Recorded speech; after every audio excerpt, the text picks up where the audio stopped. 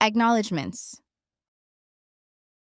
First and foremost, I want to acknowledge my wife and partner of 24 years, who has brightened my path immeasurably and truly made this work possible.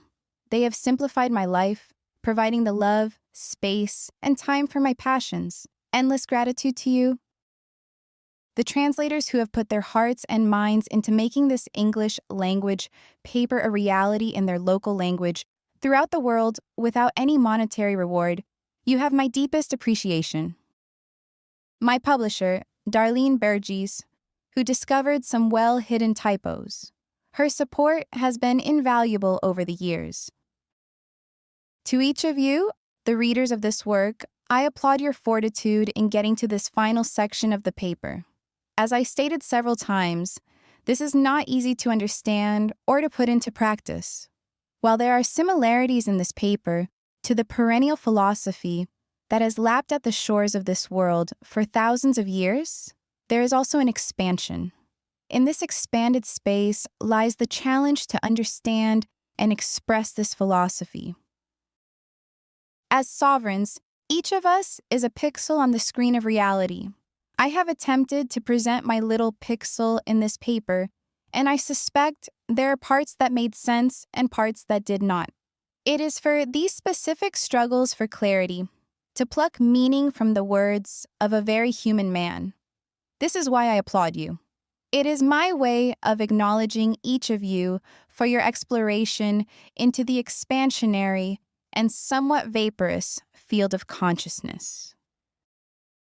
There may be times when you feel you are stepping out on a branch of knowledge too weak to support you. I know this feeling very well.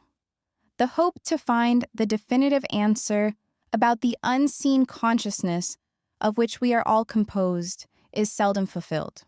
The answers we do receive, whether vague or mind-numbingly specific, are at best useful for a time.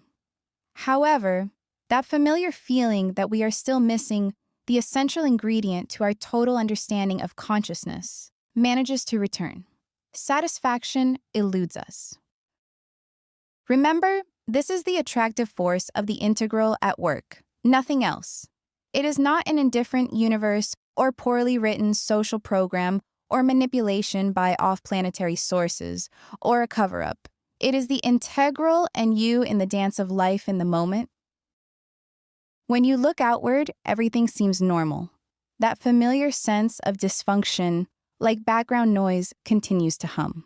Yet, deep inside you, you feel a shift. A subtle or not so subtle tremor of excitement that maybe this time you have found something that fills the empty spaces and connects it all. However, everything born into the dimensions of duality possesses a life cycle, a birth and death. Life cycles can be measured in nanoseconds or light years. This is the engine of the learning process we call evolution.